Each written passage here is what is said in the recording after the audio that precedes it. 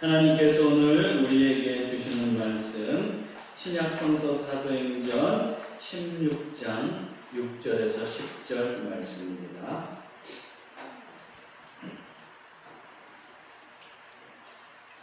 이 계시의 말씀을 봉독할 때에 살아계신 하나님의 음성을 들으시기를 기원합니다. 성령이 아시아에서 말씀을 전하지 못하게 하시거늘 그들이 부르기아와 갈라디아 땅으로 다녀가 무시아 앞에 이르러 비두니아로 가고자 했으되 예수의 영이 허락하지 아니하시는지라.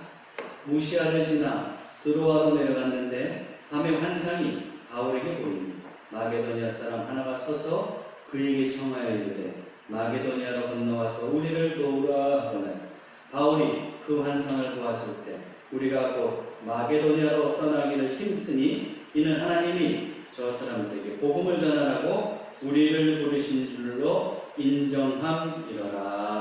아멘.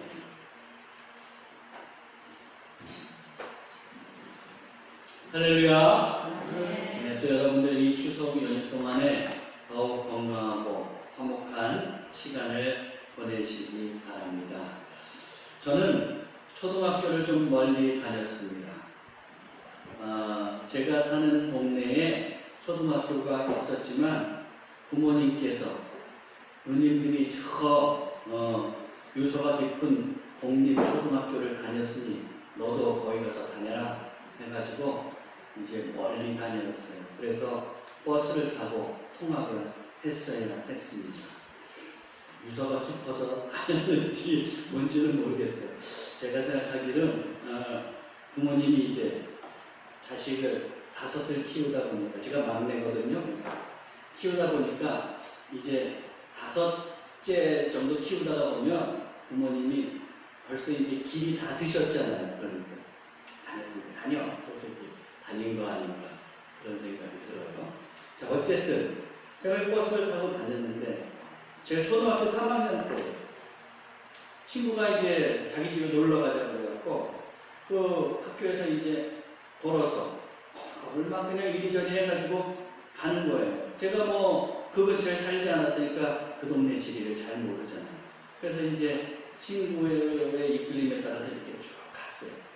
그래가지고 친구 집에 갔는데 보니까 거기가 옥인 아파트더라고요. 그때 아파트 처음 봤죠. 그래가지고 이제 아파트에서 이렇게 놀았어요.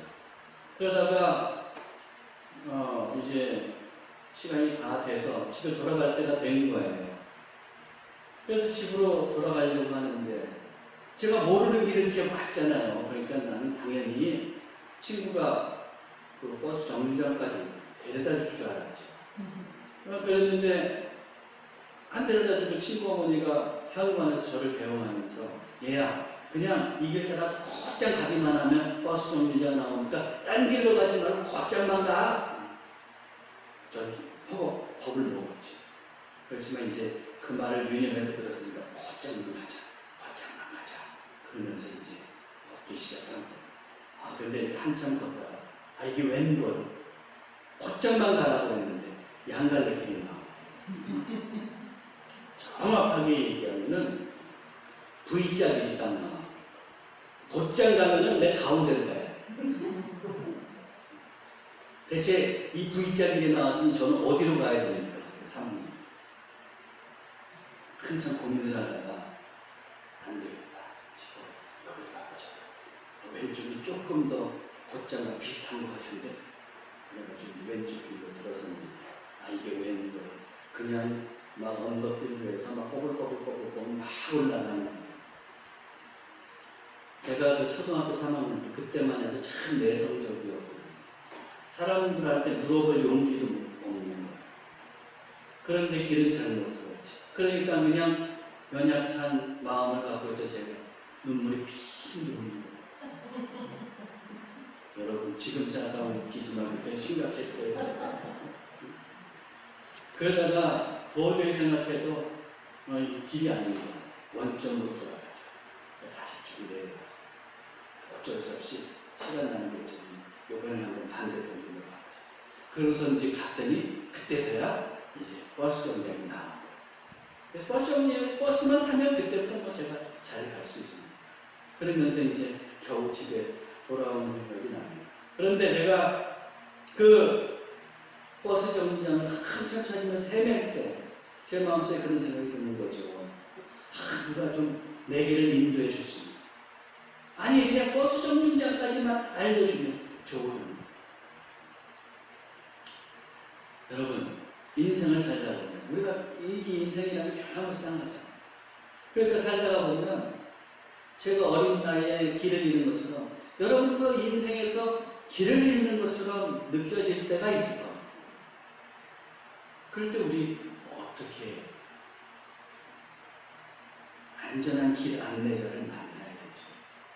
바로 그분이 우리 성령.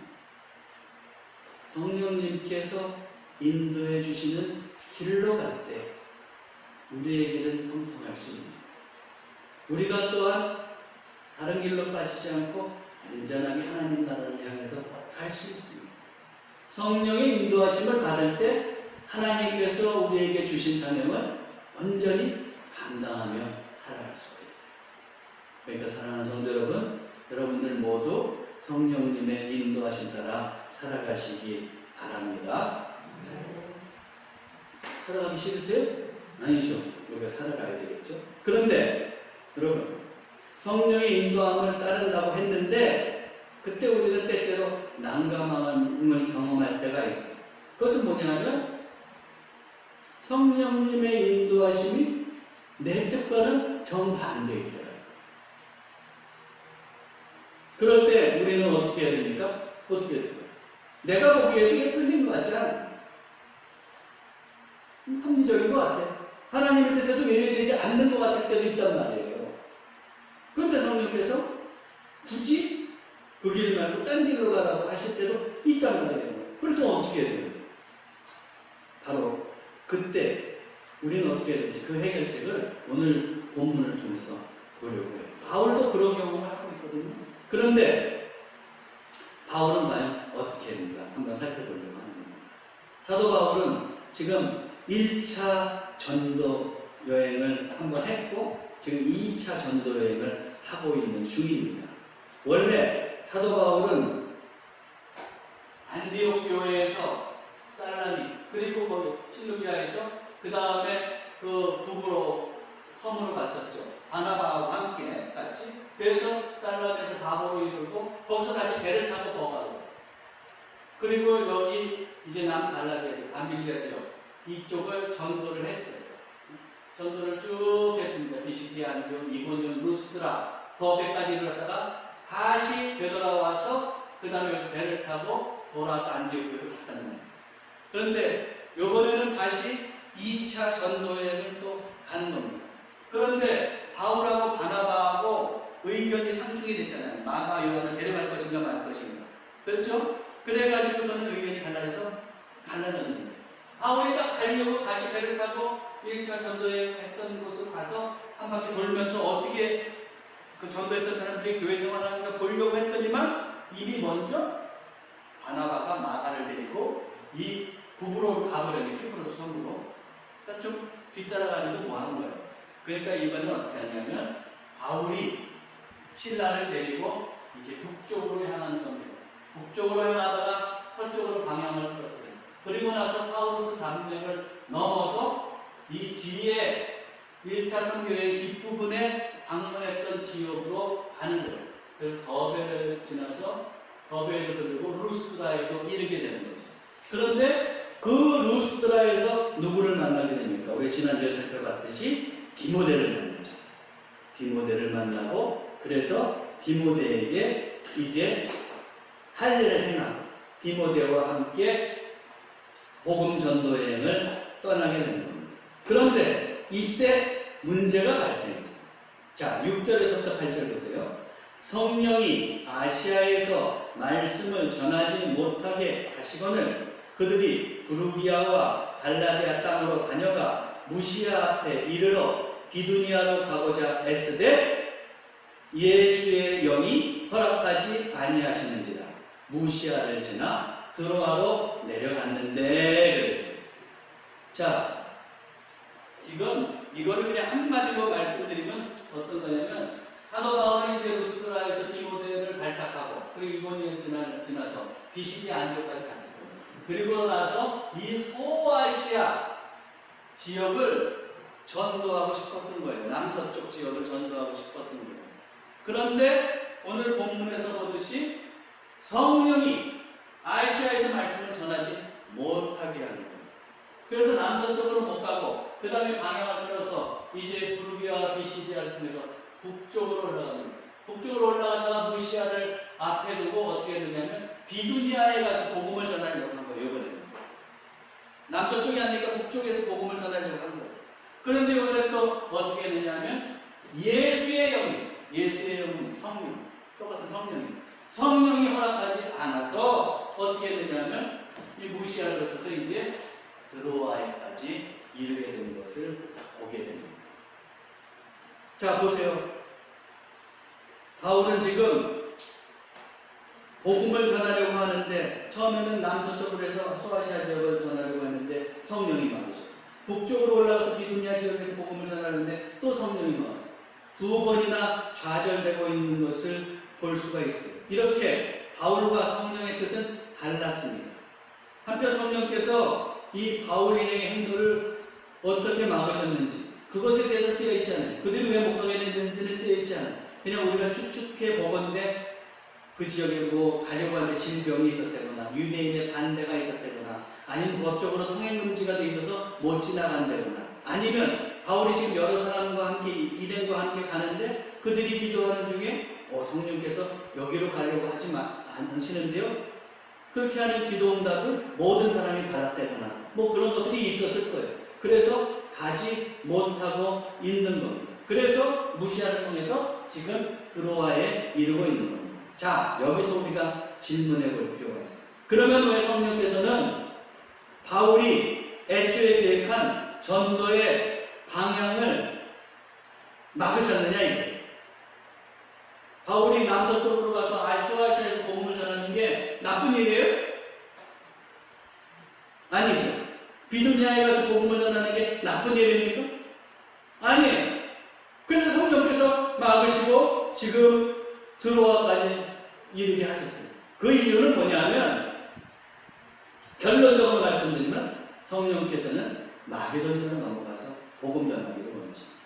다시 조금 더 넓게 얘기하면 마게도니아는 지금 현대 그 구역상으로 보면 유럽이거든요. 유럽 쪽에 복음 전하기를 원하시는 겁니다. 그래서 구절을 보세요. 볼까요? 여러분들 눈을 부릅뜨고 본문을 보세요. 제가 읽어드릴게요. 밤에 환상이 바울에게 보이니 마게도니아 사람 하나가 서서 그에게 청하여 이르되 마게도니아로 건너와서 우리를 도우라 하거든. 바울이 지금 환상 중에 마게도니아 사람이 이리로 건너와서 우리를 도우십시오 하는 것을 지금 보게 되는 거죠. 지금 드로아에 이르렀죠. 마게도니아는 이제 배를 타고 건너가야 되는 거예요. 그래야지 이제 마게도니아 지역이 되는 거예요. 거기 가서 우리를 도우라. 무슨 중에? 환상 중에. 꿈꾸고 있는 게 아니고 꿈꾸고 있는 게 아니지. 우리가 앞에서도 봤지만 베드로가 요빠에서 점심 때 기도하다가 빈몽사몽하는 환상을 봤잖아요. 그렇죠? 그런 것처럼 어쩌면 바울은 저녁 때 기도하고 있었을지도 몰라요. 하나님 뜻이 뭡니까? 성령께서 우리를 어떻게 인도해 주시려고 하십니다. 근데 성령께서 환상을 보여주신 거예요. 그러면서 이제는 마게도니아 가서 복음을 전하라는 것을 어렴풋이 깨닫게 되는 것이죠. 자, 그러면 성령께서 왜 마게도니아 지역으로 와서 하셨는가? 아까 얘기했듯이 유럽 쪽에 복음을 전하기 위한 거라고 제가 말씀드렸죠. 1차 전도 여행 때는 성령께서 바울에게 아시아 지역에 전념하게 하셨어요. 소아시아 지역에. 지금 이 북동아시아, 우리가 사는 이 북동아시아가 아니고 아까 살펴본 소아시아 지역. 그리고 2차 전도 여행 때는 성령께서 지경을 넓히셔서 이제 유럽에 복음을 전하게 하십니다. 그리고 앞으로 살펴보겠지만 3차 전도 여행 때는 또 어떻게 되냐면 로마와 스페인 그쪽까지 비전을 주시고 그래서 거기 가서 복음을 전하게 하세요. 점점 선교의 지경이 넓혀지고 있는 거예요. 지금 사도 바울은 자기의 그 좁은 시각으로 복음을 전하려고 하지만 성령께서는 더 넓은 시야로 보시면서 지금 바울의 발걸음을 인도해 가고 있는 것을 볼 수가 있어요. 바울의 그래서 2차 전도 여행 결과 어떻게 되냐면 유럽 대륙 전체가 복음화가 됩니다. 복음화가 돼서 어떻게 하냐면 이제 최근까지도 유럽은 세계 선교의 전초기지 역할을 감당했어요.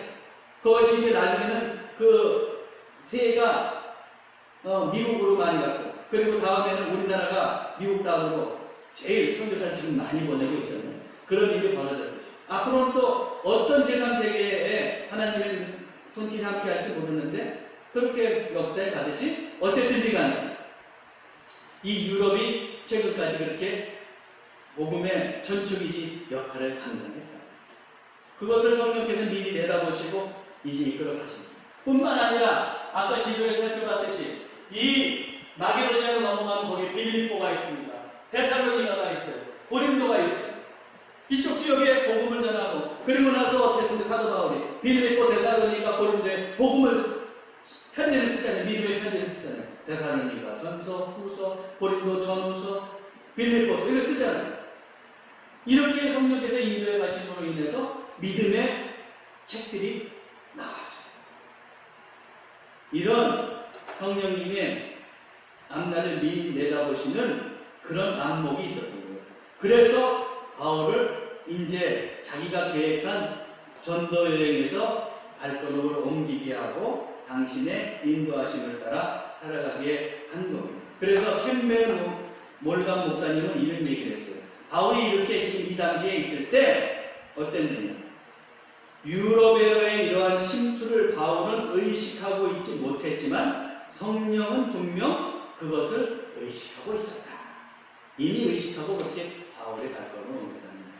자, 여기까지 정리해보면 바울과 성령의 뜻은 달랐죠. 근데 성령은 더 미래를 내다보고 지금 유럽 전도를 내다보면서 선교를 내다보면서 바울을 이끌어가려고 하고 있어요. 자, 우리도 이런 경험을 할 때가 있어요. 나의 뜻과 성령의 뜻이 다를 때가 있어요. 바울이 소아시아 지역에서 복음을 전하고 비두니아에서 복음을 전하는 게 잘못된 것이 아닌 것처럼 나도 내가 선택해서 가는 것이 신앙적으로 잘못된 것이 아닌데 성령께서 자꾸 다른 길을 가기를 원하실 때가 있어요. 이럴 때 우리는 어떻게 해야 되느냐. 바울은 과연 어떻게 했어요? 10절을 보세요. 어떻게 했어요? 바울이 그 환상을 보았을 때, 어떤 환상인지 아시죠? 마게도니아 사람이 막 부르는 거 보았을 때 어떻게 했어요? 우리가 곧 마게도니아로 떠나기를 힘쓰니 이는 하나님이 저 사람들에게 복음을 전하라고 우리를 부르신 줄로 인정함이라. 어때요? 성령의 뜻에 온전히 깨닫고 순종하고 있죠. 그래요. 성령의 인도하심이 분명하면 여러분들 기억하셔야 돼요. 그리스도인이면 내 뜻이 아무리 합리적이라고 할지라도 우리는 어떻게 해요? 성령의 인도하심에 순종할 수 있어야 돼요. 하나님께서는 우리가 가는 길의 문을 여시기도 하고 닫으시기도 하세요. 그러나 성령께서 인도해 주실 때는 그 문을 닫으실까요? 아니요, 여세요. 열어서 우리가 그 길을 온전히 가게 하시고 우리의 삶을 형통케 하시고 사명을 온전히 감당하게 하십니다. 요한계시록 3장 7절 8절 말씀을 보세요. 빌라델비아에게 교회에게 보내는 편지예요. 빌라델비아 교회의 사자에게 편지하라. 거룩하고 진실하사 다윗의 열매를 가지신 이 곧 열면 닫을 사람이 없고 닫으면 열 사람이 없는 그가 이르시되 볼지어다 내가 내 앞에 열린 문을 두었으되 능히 닫을 사람이 없으리라. 하나님께서 열어주시니까 닫을 사람이 없는 거예요. 그래요. 내가 보기에는 지금 눈에 보기에는 인간적인 눈으로 보기엔 닫혀 있는 것 같아요. 그러나 성령께서 지시하실 때 그 길을 가면 닫혀 있는 것 같지만 닫혀 있죠. 열려있고 누구도 다치지 않게 하죠. 그래서 우리는 끝까지 그 길을 완주해 갈 수가 있습니다. 그러므로 성령님의 지도하심이 인도하심이 있을 때 여러분, 사랑하는 성도 여러분, 꼭 그 성령님의 인도하심에 순종하시기 바랍니다. 아무리 졸아도 바랍니다. 그러면 어떻게 하셔야 돼요? 아멘은 하셔야 되겠죠. 그래요. 자, 그런데 우리가 성령님께 순종해서 성령님의 뜻에 따르기 위해서는 먼저 해야 될 게 있는데 뭐예요? 성령의 음성을 들어야 돼요. 다시 얘기하면 성령님의 뜻을 온전히 분별할 수 있어야 된다, 이 말이에요. 그게 중요하죠. 왜요? 성령이 인도하시는 분명히 분별하지 못하고 다른 것 따라가다가, 성령님이 인도하시는 자리에 다른 것 따라가다가 잘못하면 망하게 되는 거 아니에요. 그러니까 우리가 그걸 잘 분별할 수 있어야 돼요. 자, 그러면 우리가 성령님께서 말씀하시는 걸 어떻게 분별할 수 있느냐? 오늘은 이것에 대한 것이 아니고 간단하게 말씀드릴게요. 성령님 어떻게 말씀하세요? 말씀을 통해서, 기도를 통해서, 때로는 꿈과 환상을 통해서, 그리고 사람들의 입술을 통해서, 환경을 통해서 말씀하시고 지시할 수가 있어요. 이걸 잘 분별해야 된다는 거예요. 근데 성령님께서만 말씀하시는 게 아니에요. 때로는 사탄 마귀도 우리에게 속삭인다. 말을 걸어옵니다. 또 더 중요한 건 내 생각, 내 관념이 내 마음속에서 말하는 경우도 있어요. 근데 그거를 잘못 착각할 수도 있어요. 그걸 우리가 잘 분별해야 된다는 거예요. 제가 예를 들어서 하나 말씀드려요. 2008년도에 저희 아버님이 이제 미국에서 돌아가셨고, 우리 자녀들이 오늘 또 이 얘기하는데 어떻게 또 누님들이 오시고, 그래서는 이제 미국에 급히 갔어요. 그리고 이제 아버님 장례를 다 치러드렸는데, 그리고 나서 어머님을 이제 어떻게 모실까 가지고 의논하게 된 거예요. 왜냐하면 어머니가 건강하신 분이 미국에서 계속 생활하시면 좋은데, 어머니가 거동이 불편하시고, 그러니까 어떻게 하면 좋아요. 이제 말년에는 그래서 우리 큰 누님 모셔갖고 참 아주 그냥 지극정성으로 모셔서 잘 보내드렸는데, 천국으로 보내드렸는데, 누님이 그때 고생 많으셨죠. 그래서 늘 우리가 감사하고 있는데, 어쨌든 근데 미국에서 그러면 부모님을 그냥 계시도록 할 것인가 모셔올 것인가 의논을 했어요. 근데 그러다가 이제 미국에 있는 누님이 거기 예언기도하는 권사님이 있다고 해서 기도받고 온 거예요. 그리고 우리한테 전하는데, 그 예언기도하는 권사님이 뭐라고 그러셨느냐 하면은, 우리 어머님이 이제 생전에 노년에 일본 선교가 꿈이셨어요. 일본말을 참 잘하셨어요. 그래서 일본에 가서 꿈을 잘하고 꿈이 있으셨어요. 그런데 그 권사님이 뭐라고 하셨냐면, 우리 어머님이 지금은 당장에 거동이 불편하지만 이제 낫게 되신대. 그래가지고 일본 선교도 가실 거다. 우리는 그 말을 들으니까 얼마나 기뻐, 얼마나 위로가 되는지 몰라요. 근데 결론적으로 말씀드리면, 우리 어머님이 그렇다고 해서 다리에 힘이 생겨서 나중에 일본 선교를 가셨는데 그러지 못해요. 그리고 이제 세상을 떠나시게 됐는데, 제가 이걸 통해서 말씀드리려고 하는 것이 있어요. 그러니까 어떻게 되냐면은, 기도를 아주 많이 하고 은혜로운 분이고 하나님께서 전하는 분들도 간혹 실수할 수 있고, 때로는 하나님의 음성이 아닌 것을, 자기의 생각을 하나님의 음성처럼 착각할 수도 있다는 거예요. 물론 다 그런 건 아니에요. 우리 교회 원로 목사님이신 유자일 목사님, 대우에서 잘 나가는 임원까지 하고 계셨잖아요. 그런데 그 기도하는 전도사님이 당신 목회해야 된다, 그러지 않으면 죽는다, 그래가지고 목회를 길을 접어들고, 그래서 목회 사역을 충분히 잘하고, 그리고서는 이렇게 은퇴하셨잖아요. 맞는 경우도 있어요. 그렇지만 그것이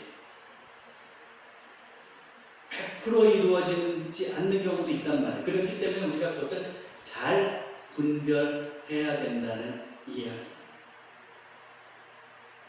여러분, 어느 이렇게 여행지에 가다가 보면 거울박물관 같은 거 있죠. 뭔지 아시죠? 네? 어떤 방에 들어가면 그냥 내 몸이 헐쭉해 보이는데 또 어떤 방에 들어가면 뚱뚱해 보이고 막 여러 가지로 이렇게 내 모습이 나타나는 거예요. 근데 그 거울에 비친 우리의 모습은 제대로 된 모습이 아니에요. 왜곡된 모습이죠. 그것도 마찬가지로 하나님께서 어떤 성령께서 우리에게 제대로 된 계시를 내려주는데 우리 인간이 연약해요. 그렇기 때문에 뭐냐면은 때로는 그것을 제대로 받아서 반사하지 못하고 왜곡되게 해석하는 경우가 생길 수가 있다는 거예요. 그래서 제가 예전에 말씀드렸지 모르지만 그 영성가 토마스 키팅이라고 하는 분은 그랬어요. 그분이 이제 여러 또 아주 기도가 깊으신 사람들을 많이 만나봤는데 그러면서 하나님의 계시를 전하는 분들을 많이 만나봤는데 그런 사람들도 어떻게 되냐면은 하나님의 뜻을 전할 때 85% 정도밖에 제대로 전하지 못하더라. 이런 통계를 내놨더라. 인간은 연약해. 그렇기 때문에 우리는 왜곡돼서 하나님의 뜻을 받아들일 위험이 늘 있어. 그래서 어떻게 되느냐? 성령의 뜻을 잘 분별해야 되는데 성령께서 잘못 계시하시는 것이 아니고 우리가 잘못해서기 때문에 문제가 되는 건데 잘 해석하기 위해서 어떻게 되느냐? 가장 기본이 되는 게 말씀과 기도예요. 꿈이나 환상 그런 것도 있지만 그게 먼저 될 수는 없어요. 말씀과 기도. 그리고 말씀에서 면면이 흘러내리는 중요한 계명 두 가지 있죠. 하나님을 사랑하고 이웃을 사랑하라. 그 사랑의 계명에서 하나님의 계시가 위배될 수가 없어. 보편적인 계시. 그러니까 그것을 기준으로 삼아야 돼요. 근데 말씀과 기도를 열심히 보고 한다고 하는 사람 중에서도 잘못된 말을 하는 사람들이 있다. 그런 사람들 잘 보세요. 사실 말씀과 기도라는 것은 그것을 통해서 내 마음을 비우고 하나님의 뜻으로 채우는 것이 중요하게 하기 위해서 그것에 집중하는 거예요. 그런데 그렇지 않는 경우도 있거든요. 그래서 말씀과 기도에 집중하되 그것과 더불어서 중요한 것은 우리의 마음을 깨끗하게 해요. 마음을 비우고 하나님을 향해서 온전히 서 있어야 해요. 그러면서 내가 말씀과 기도를 접했을 때 어떻게 해요? 그것을 바탕으로 해서 때로는 하나님께서 꿈으로도 환상으로도 사람들의 입술로도 환경으로도 역사하십니다. 그럴 때 우리가 하나님의 뜻을 온전히 분별해 갈 수 있습니다. 모쪼록 사랑하는 성도들, 하나님께 성령께 우리가 성령의 뜻에 순종하기 위해서는 그걸 잘 분별해야 돼요. 그러기 위해서 사도 바울도 이미 하나님 앞에 바로 서 있으니까 그것을 분별할 수 있었던 것처럼 우리도 어떻게 되냐면 하나님 앞에 바로 서서 또 말씀과 기도로 온전히 자기 자신을 영적으로 지켜가심으로 하나님의 뜻을 다 바로 분별할 수 있으시기를 바랍니다. 자, 그렇게 해서 우리가 분별했어요. 하나님의 뜻을 분별하고 하나님의 성령께서 지시하시는 것이 무엇인지 깨달았어요. 그런데 그것이 나의 뜻과 달라요. 그럴 때는 어떠냐면 온전히 분별했으면 그때는 내 뜻을 내려놓고 성령의 뜻에 온전히 순종할 수 있어야 돼요. 근데 순종해야 되는데 어떻게 순종해야 되느냐? 즉각 순종해야 돼, 즉각. 사도 바울을 보세요.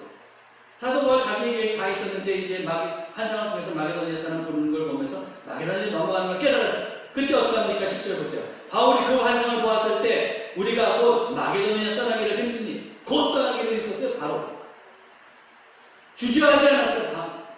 고민하지 않았어요. 갈까 말까 이러지 않았어요. 곧 떠나기를 힘썼어요. 이는 하나님이 저 사람들에게 복음을 전하라고 우리를 부르신 줄로 인정하니라. 딱 인정하니까 즉각 행동하고 있는 여러분들 분명히 아세요. 믿음의 사람들은 어떠냐면 하나님의 뜻이 무엇인지 분명히 깨달았으면 즉각 다 행동했습니다. 즉각 순종했어요. 아브라함을 한번 보세요. 아브라함은 어때요? 하나님께 부르심을 받을 때 야, 네가 이제 너 본토 친척 아버지의 집을 떠나서 내가 원하는 지시하는 땅으로 가라 그랬을 때 그때 지시한 것을 때 아브라함이 몇 살이었어요? 몇 살이었다고? 75살. 오늘날로 치면 은퇴할 나이. 떠났다가도 고향으로 돌아올 나이잖아요. 그 떠나라고 한다. 그때 아브라함이 어땠어요? 즉시 떠나는 거예요. 이에 아브라함이 여호와의 말씀을 따라갔고 롯도 그와 함께 갔으며 아브라함이 하란을 떠날 때에 75세. 또 하나님께서 아브라함에게 아들 이삭을 바치라고 그랬잖아요. 그때 고민했어요. 그 다음날 즉시가 가지고 바치겠다고 걸어가는 거예요. 그걸 모리아 산에 향해서 가자. 순종하고자 하면 또 하나님께서 어떤 그의 삶을 책임져 주시죠. 그렇죠? 그래서 어떻게 합니까? 이삭을 보호해 주시고 이삭으로 하여금 믿음의 대를 또 있게 하는 것을 우리가 볼 수 있습니다.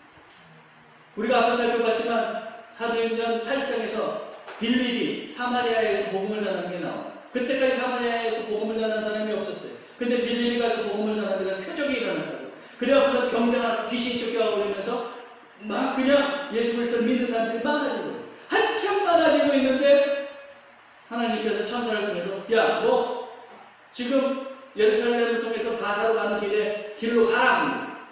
그것은 벌판이에요. 근데 그걸 가라 그랬어요. 그런데 빌립이 그걸 다 내려놓고 가는 거예요. 그 갔더니만 거기에 이제 에티오피아 내시의 행렬이 지나고 있는 거예요. 그때 성령께서 지시하시죠. 사도행전 8장 29절 30절에 보면 성령이 빌립더러 이르시되 이 수레로 가까이 나아가라 하시거늘 빌립이 어떻게 했다고요? 달려갔다. 성령께서 지시하니까 시끌시끌해서 달려가는. 그래서 어떻게 해요? 여기서 이 내시하고 위대한 믿음의 만남을 갖고 그가 예수 그리스도를 받아들이고 세례까지 갔죠. 그리고 돌아가는 거예요. 에티오피아. 그러면서 어떻게 해요? 에티오피아. 더 나아가서 아프리카에 복음의 문이 열리겠죠? 성령께서 이렇게 다 계획을 가지고 인도하십니다. 그것에 순종하면 계속해서 열린 문으로 우리는 가게 되는 겁니다. 영국의 유명한 설교자 가운데 스펄전 목사님이 있어요. 스펄전 목사님이 설교 사역만 한 것이 아니고 고아원 사역했거든요. 근데 고아원을 돌보다 보니까 기금이 필요했어요. 그래서 300파운드를 모았어요. 그래서 이제 그것을 사용하려고 하는데 기도 중에 자꾸 성령께서 말씀하십니다. 그 300파운드를 조지 뮬러 목사에게 줘라. 조지 뮬러 목사에게 줘라. 조지 뮬러 목사는 기도의 사람이죠. 그러면서 어떻게 합니까? 고아원 사역을 아주 대대적으로 했던 분이에요. 몇천 명의 고아를 돌봤던 분이에요. 근데 그 조지 뮬러 목사에게 자기가 힘겹게 모은 300파운드를 모금한 300파운드를 주라는 거예요. 스펄전 목사님이 자기 교회 자기가 돌보는 고아들을 위해서 쓴다는 것이 나쁜 일입니까? 아니잖아요. 그런데 자꾸 이런 마음의 무거움이 와요. 부담이 와요. 그래서 어쩔 수 없이 그 300파운드를 들고 터덜터덜 조지 뮬러 목사를 찾아갑니다. 그런데 그때 조지 뮬러 목사가 기도하고 있었어요. 그래서 기다렸다 기도가 끝나서 300파운드를 줍니다. 목사님, 제가 지금 이 300파운드가 필요해서 이 아이들을 위해서 필요해서 기도하고 있었어요.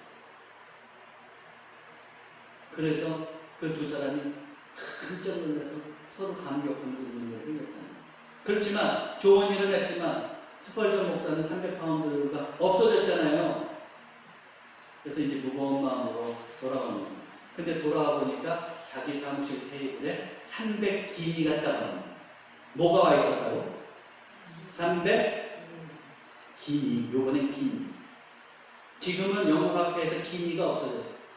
300기니는 뭐고 파운드는 뭐고. 내가 인터넷에서 막 찾아봤지. 아유, 이게 해석이 잘 안 돼 있더라고. 그래서 겨우겨우 찾아보고 나서 알았는데 뭐냐면 이 기니가 단위가 되게 웃긴다는 거예요. 1파운드 플러스 1실링이 1기니야. 근데 1파운드는 20실링이거든요. 그러니까 1파운드에 조금 더 얹은 게 1기니예요. 아니, 그 1기니 맞아요. 근데 보니까 300파운드를 줬더니 300기니가 왔어요. 그래서 스펄전 목사님이 하나님께 기도합니다. 하나님, 제가 이렇게 300파운드를 조지 뮬러 목사에게 줬더니 이자까지 포함해서 저에게 주셨네요. 정말 이자죠, 뭐 그렇죠? 이자까지 포함해서 주신 거예요. 여러분, 성령께 인도하심에 우리가 순종하게 될 때, 성령께 순종하게 될 때, 때로는 내 뜻대로 하는 것이 더 합리적으로 보이지만, 성령께 순종하는 게 막혀 있는 것 같잖아요. 사실은 열린 문이에요. 닫지 않고 하나님께서 인도해 가시고 우리를 더 형통케 하실 수 있다는 것을 여러분 꼭 기억하시기 바랍니다. 또한 인생을 살아가면서 우리가 그저 내 한 몸 어떻게 잘 먹고 잘 사는 것으로 끝내는 것이 아니고 하나님께서 주신 사명을 온전히 감당할 수 있어야 되잖아요. 아니 적어도 좀 그렇게 살다가 찍이라도 한번 하나님 사명 감당했다고 찍소리라도 한번 내보고 살다 가야지. 그렇죠? 그럴 때 어떻게 해야 돼요? 그 일을 잘 감당하려면 성령의 인도하심에 따라 살아야 돼요. 그때 문이 열리고 우리가 그것을 감당할 수 있다는 것을 기억하시기 바랍니다. 말씀을 정리하겠어요. 우리 그리스도인은 다 성령의 인도하심을 따라 살아야 되는데 그러기 위해서는 성령의 뜻이 무엇인지를 잘 분별해야 되죠. 그 분별해서 성령의 뜻이 분명해지면 즉각 순종해 가세요. 그것을 통해서 더욱더 복된 인생이 되시기를 주님의 이름으로 축원합니다. 기도하겠습니다. 우리의 삶을 바르게 인도하시는 성령님의 인도하심에 저희들 온전히 순종하게 하옵소서. 이를 위해 성령님의 인도하심을 바로 분별할 수 있는 맑은 영을 허락해 주옵소서. 마음을 비우게 하시고 말씀과 기도로 바로 분별하게 하옵소서. 그리고 성령의 인도를 깨달았다면 망설이지 말고 즉각 순종할 수 있도록 도와주옵소서. 하여 우리의 삶과 사명의 문이 열리게 하시고 형통케 하시어 귀한 결실을 맺는 인생이 되게 해 주옵소서. 우리 주 예수 그리스도의 이름으로 기도하옵나이다.